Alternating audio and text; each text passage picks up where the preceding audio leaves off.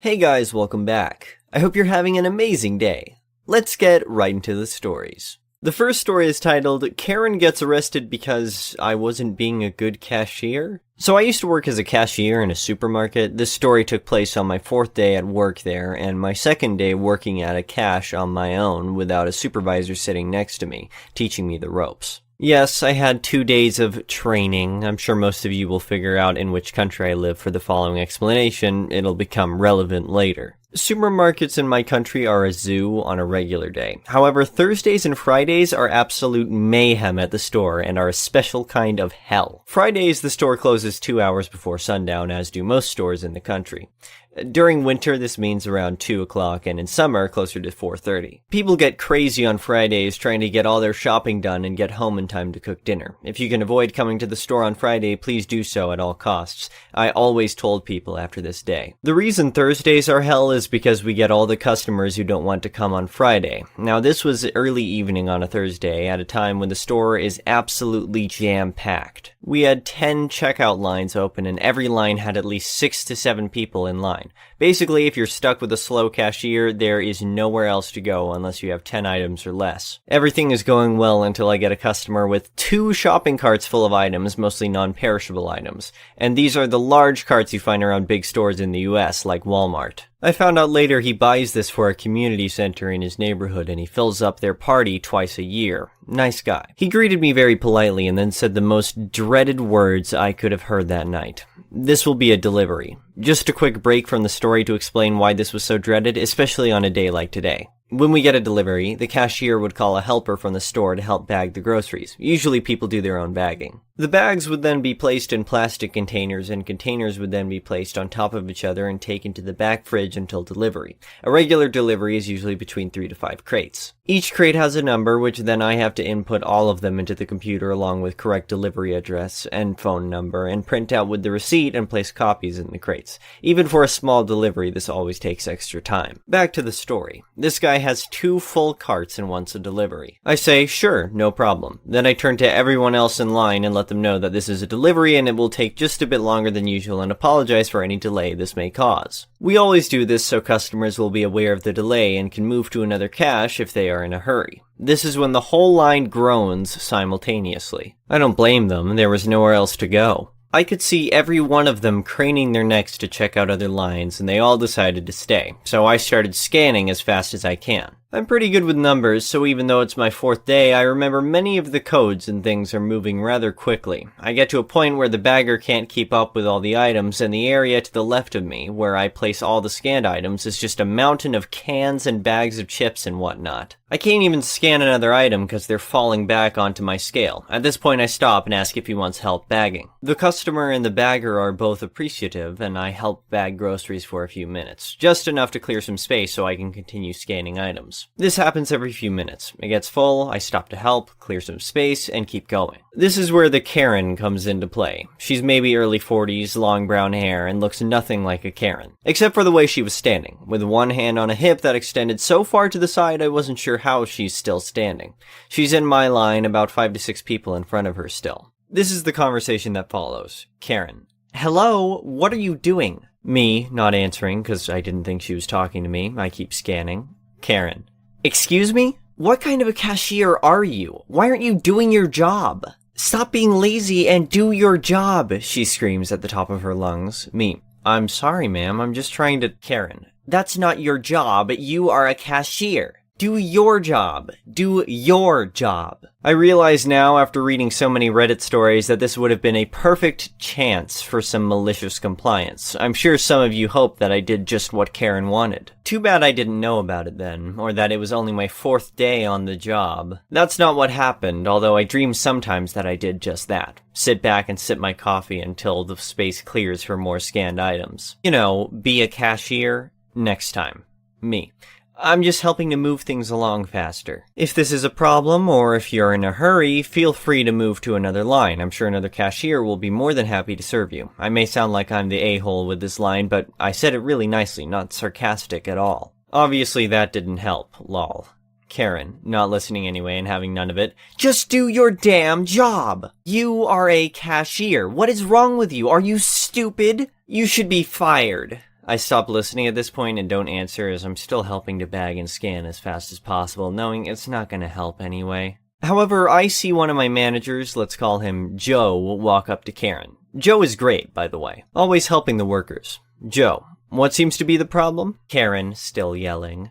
Your cashier is awful. She's lazy and she is not doing her job. You should fire her. Tell her to do her job. She's not doing her job. She repeated that a few times like a broken record. Joe looks over at me for a second, understands exactly what is happening, turns to Karen and says, "Can't you see she's trying to help?" She's trying to make this go so much faster. Now, Karen starts screaming words, I'm assuming, but I couldn't really make them out. She was practically foaming at the mouth. Joe tries to calm her down by explaining, or trying to, how me bagging items is actually helping, and this makes Karen even more irate, if you can believe it. Spit flying from her mouth, arms flailing, screaming like a banshee. Suddenly, I notice an older woman, nice old lady, must have been around 80 years old, trying to get Karen's attention by tapping her on the shoulder. It takes a few tries, but she finally gets her attention and spins her around by her shoulder. NOL. Hey, Karen? Karen? Excuse me?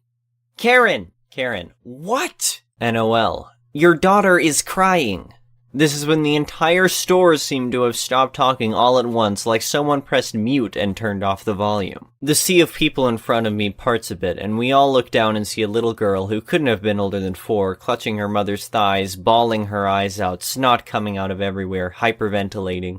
This girl was terrified, and I can't blame her. Seeing her mother going off like that must have been terrifying, and she has no idea what's happening. She's in a huge store where she knows no one, and she's practically invisible. This silence lasted an entire 2 seconds because that's when Karen started yelling at Joe. Karen. Look what you did! You and your stupid lazy cashier made my daughter cry! And a bunch of other crazy sounds that were perhaps supposed to be words. Things happened in slow motion for the next few seconds. She starts to swing towards Joe. Joe's not a big guy, but he's bigger than Karen, that's for sure, and he's not easily intimidated. Not his first Karen. She would have decked him right in the face if the NOL hadn't grabbed her in a bear hug to stop her. Yes, she did. I had to pick up my jaw off the floor. At that point, other customers got involved, trying to peel off the NOL from Karen and stop Karen from trying to kill Joe, and from Joe trying to kill Karen because he was fuming by then. At this point, I saw mall security storm the castle. Our store was inside a mall, and the sea of people just surrounded Karen, and I couldn't really see much of anything anymore. Kind of like football players when there's a fumble and they all jump on the ball. By the sound of yelling getting farther and farther away, I figured Karen was being led either to the back office or to the mall security office, mall jail. This entire time this is happening, I'm still bagging and scanning items, and I'm about halfway through this customer's purchase. I finish up with him with no more problems. He was very nice and thanked me profusely for helping with the bags, even though technically it wasn't part of my job. He said I was the fastest and nicest cashier he had ever had the pleasure of meeting. I was just happy to help. No one else in my line complained. I actually got compliments from people about keeping my composure. Apparently many cashiers in my country think it's okay to yell at customers and just be plain nasty. I worked in customer service for many years prior, and I've never yelled at a customer, even if they deserved it. Once the rush died down a bit, I went for a break. I met another employee in the back room, and I started to tell him of what just happened when he cut me off. She was yelling at you? Ha ha ha! I heard that. Well, everyone heard that, but I had no idea what the fuck was happening. He told me that police was called and Karen escorted out of the store and the mall in handcuffs. I filled him in on everything and we spent the next 30 minutes laughing. I don't know what happened with the child. I'm assuming they called another family member to pick her up. I also don't know what happened with Karen after that since I ended up working there for another year and I never saw her again. Hopefully she learned to do her grocery shopping on Tuesday/Wednesday, or was possibly in prison or house arrest. This was the first Karen I had the displeasure of meeting while working at that store, but definitely not the last. To those of you who read the entire story, thank you for sticking with me through to the end. I hope it was worth it, and you got some sense of pleasure or justice from the end result. I'll work on my writing skills so the next story I may write, that may be long as well, will be easy and entertaining to read. The last story is titled, When I Was Away, My Neighbor Discarded My Classic Car Valued at $525,000. I've always lived in the same neighborhood and have seen all kinds of neighbors come and go. I've even had to deal with some Karen types in the past, so when Amy moved in next door, I was wary. However, she was always pleasant to me, and I thought I'd hit the neighbor jackpot.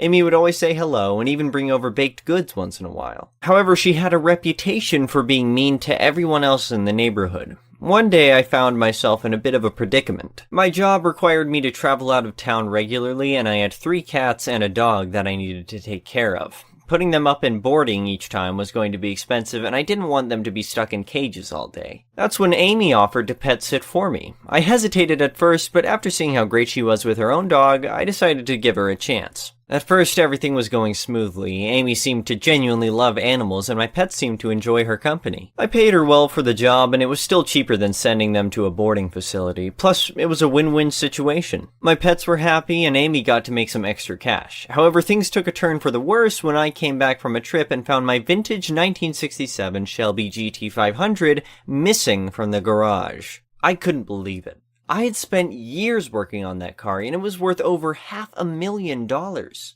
My heart sank as I realized what had happened. I had given Amy the key to my garage, and she must have used it to sell my car and parts to make some quick cash. I was furious and immediately confronted Amy, demanding an explanation for her actions. She was defensive at first, but then she admitted to selling my car and parts. She claimed that she deserved the money for pet sitting and other things she had done for me. I was livid, and my anger escalated when she refused to return the car and the parts to me. I knew I had to take legal action, but I was also concerned that I might not be able to recover my car. However, with the help of the police and the court, we were able to track down the car and get it back. The parts, however, were long gone.